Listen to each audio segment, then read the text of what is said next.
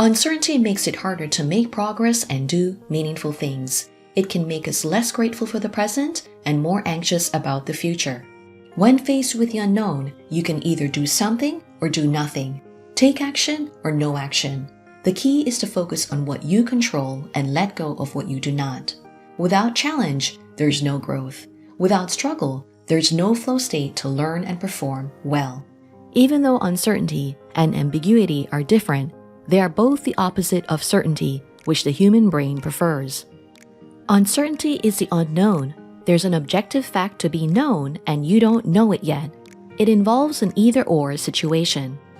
Ambiguity is the quality or state of being ambiguous. There are different meanings and subjective interpretations of one thing. Ambiguity may involve uncertainty, but it's not an either-or situation. When we have desires and preferences, uncertainty and ambiguity both cause frustration. We want more control so we can move ahead and get a good result. But the more we try to control the uncontrollable, the more tension and fear we build. This is the paradox of control. We create anxiety when we worry over uncertainty or negative event that is possible but may not occur. We feel anxious when we can't distinguish a real threat from an imagined threat. In response to real or imagined threats, the amygdala part of our brain activates the sympathetic nervous system. This creates a faster heart rate and respiration rate, shallow breath, and adrenaline high. It releases cortisol and glucose and moves us into fight, flight, or freeze mode. Good anxiety is short-lived and heightens focus to perform a difficult task. The stress response is ideal and works for you. Meanwhile, bad anxiety is chronic and impairs your daily action. The stress response is in overdrive and works against you. When uncertainty creates bad anxiety, you get stuck and progress stops. In their book, The Progress Principle, researchers Teresa Amabile and Stephen Kramer say, having a great inner work life is key to success. Your perceptions, emotions, and motivations affect your performance. You do better when you have high intrinsic motivation and enjoy the process, as well as altruistic motivation to connect with and help others. In easy conditions, progress is a straight line toward an endpoint. But when there's uncertainty, progress is more like a feedback loop. You move toward a target, learn from problems and successes, rethink your goals and methods, remove obstacles to progress, and add progress support, and keep moving forward. To build momentum and motivation, you first make consistent or daily progress in meaningful things. This improves your inner work life, which leads to more progress. Second, you add catalysts to support progress. This includes setting clear and meaningful goals, gathering resources, having autonomy, protecting time to do the work, and receiving help in different ways, whether through information sharing, brainstorming ideas, and collaboration. Third, you seek out nourishers. This involves drawing from your own inner resources and making human connections that fuel positive emotions. Having a healthy mindset and supportive relationships keep you going. To make the best of uncertainty, you welcome it, accept it, or just experience it. Embracing uncertainty means you make space for it rather than run away from it. You see it as a unique path to great possibilities and not just an obstacle to a safer path. Welcome to the Incrementalist. My name is Diane Williams and I'm your productivity coach who will help you make big changes in small steps. Here's how you step into uncertainty to make progress and find flow. First, define the right problem or challenge to tackle before you get into solution mode. A problem is an unwanted situation that needs to be solved. A challenge is a demanding task or goal that requires effort and skills to achieve. When framing the problem, turn inward. Try solitude, which gives you the freedom to ask yourself key questions and mentally prepare for challenges. When you have alone time, clarify what's meaningful to you. Instead of suppressing negative feelings, just notice how they manifest as physical sensations. Deep self-knowledge moves you into a more positive state to face the problem. For more on solitude, check out episode 65 of The Incrementalist. Another way to frame the problem is to get an outside view. Talk to others and get a different perspective. Relationships can help you see your blind spots and notice your biases. Interacting with others is vital when you feel disconnected and prefer to not be alone. Having a sense of community helps you stay strong in the face of uncertainty. Second, break up the problem or challenge into sub-problems or smaller challenges. It's easier to move through change incrementally. Simon Sinek, author of Start With Why, says we are works in progress and an infinite mindset involves constant improvement. He notes, So there's this notion in businesses that people fear change, which is just fundamentally not true. People fear sudden change, but incremental change is not threatening. smaller gradual changes are easier than sudden, massive changes because they bring more certainty. Divide the timescale for annual goals into timeframes for quarterly, monthly, weekly, and daily objectives. Your goals and objectives must be tied to your most important roles in your life, which can change over time and across seasons. When you make progress on what's essential, you achieve easier wins and faster rewards for sticking with hard tasks. This discourages you from seeking instant gratification in social media, digital entertainment, and other distractions. Third, set clear daily goals to make consistent progress, get immediate feedback, and exercise control. This is for stage 1 of the flow cycle, struggle. Psychologist B.I. Csikszentmihalyi defines flow as the optimal experience where your skills ideally match the challenge. It's an altered state of consciousness where you're so fully absorbed in the task that nothing else seems to matter. You're fully present and have a high sense of control. When your actions flow easily, time speeds up or slows down, and the activity itself is its own reward. Flow is not switched on by will or by force, but you can set ideal conditions to trigger the flow state. In his book, Art of Impossible, Stephen Kotler explains you cycle through flow in 4 stages. In stage 1, you struggle with the task and feel most frustrated as you fill your mind with information. The prefrontal cortex part of the brain is supercharged and your stress hormones are high.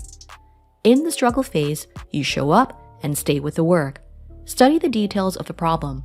Examine whether your mental focus, physical energy, abilities, and skills match the challenge. You could set a specific target to help you move through the struggle. It's okay to just take a small step. In any writing project, I simply turn on my computer and start typing. This might turn out to be a first draft or not. Instead of multitasking and procrastinating, just be present with one important thing and notice what happens. Set time blocks to hyperfocus on the critical task. Work on difficult problems when you're naturally at your peak. In the struggle, favor action over inaction to build positivity, energy, and momentum. Stop complaining about the problem. Stop overthinking the challenge.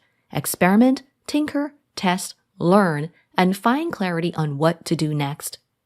With deliberate practice and focused attention, you gain skills and self-trust.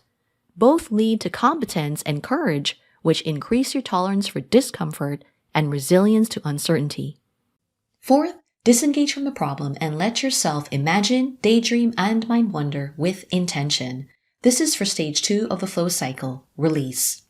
The default mode network part of your brain switches on and wakeful resting begins. Stage 2 is for emptying your mind, taking a break, resetting, and reflecting. Indulge in scatter focus by focusing on nothing. Avoid scrolling social media, binge watching TV shows, and playing video games which stimulate instead of relax the mind.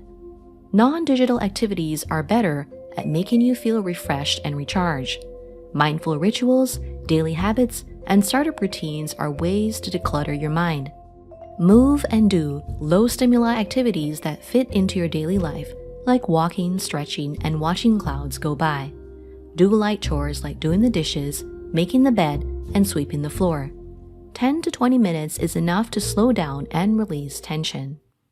Fifth, zoom in on the problem and find the sweet spot where the challenge is the right match for your current skill set. This is for stage 3 of the flow cycle, the flow state. Flow means you're in a mindful state and you're highly engaged with the task at hand. Your body releases performance-enhancing hormones like norepinephrine for focus, endorphin for feeling good, dopamine for mental sharpness, and serotonin for mood balance. Your actions and awareness become one. Stephen Kotler says, "The challenge skills balance is often called the golden rule to flow, and the idea here is pretty simple. We pay the most attention to the task at hand when the challenge of that task slightly exceeds our skill set." In his book, Flow, Mihaly Csikszentmihalyi notes anxiety and boredom are two non-optimal states which are the opposite of flow. If the challenge is too high, you experience anxiety. If the challenge is too low, you get boredom. Uncertainty means you lack the skills to match the challenge. So, reduce the challenge level to the sweet spot while you build your knowledge and experience. Break down hard and complex tasks into simpler and more refined tasks, or give yourself more time to learn the skills. As you level up, you increase the challenge to find flow and avoid boredom. Information overload and distractions affect the state of your mind. While you can't always control your external environment, do what you can to reduce inner chaos and create calm focus. For more on how to focus on your priorities and reduce overwhelm, check out my book, The Incrementalist. You can find it on Amazon and LeanPub. The links are in the show notes. Finally, zoom out from the problem, take a break, and rest. This is for stage 4 of the flow cycle, recovery. Your flow state ends and you move into a normal state. You're more aware of your surroundings and your focus declines. Because the flow state takes a toll on the nervous system, the recovery stage is essential. Sleep is the highest form of recovery, but when it's not convenient during the workday or between work sessions, a 20-minute nap will do. Recovery is also not just passive resting or not working. It may be a low-intensity physical activity or creative hobby. Gardening, hiking, playing piano, drawing, and sketching are examples. Go outside and get some fresh air if the weather permits. Forest bathing, which is called Shinrin-yoku in Japan, connects you with nature through your senses. Spend time in nature where there are trees, like in a forest, wooded park, or garden. You can also enjoy indoor rituals, like brewing and drinking tea, or tidying up your desk for the next work session.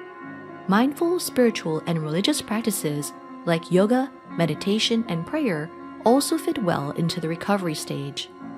In recovery, you form neural connections, consider the big picture, reframe and rethink the problem, integrate knowledge, and consolidate memories. By slowing down and being more intentional, you avoid making bad decisions, burning out, and failing miserably.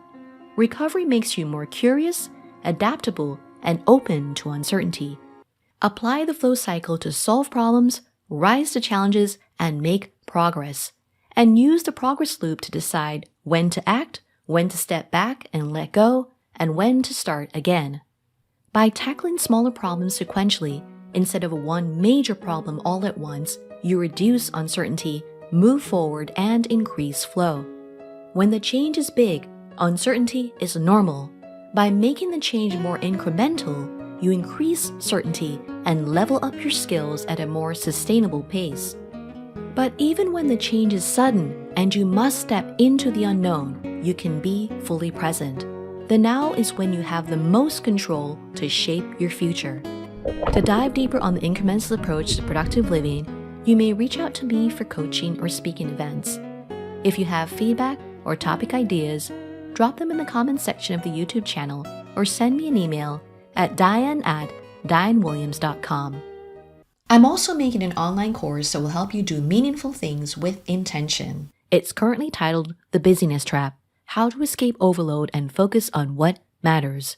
For updates on the course, subscribe to my e-newsletter at dianewilliams.com or the Incrementalist YouTube channel or podcast. If you found value in this episode, hit the like and share buttons. And if you want to keep learning how to make big changes in small steps, be sure to subscribe. These things will help the show grow and reach you and others. Thank you for being with me, and join me again on The Incrementalist.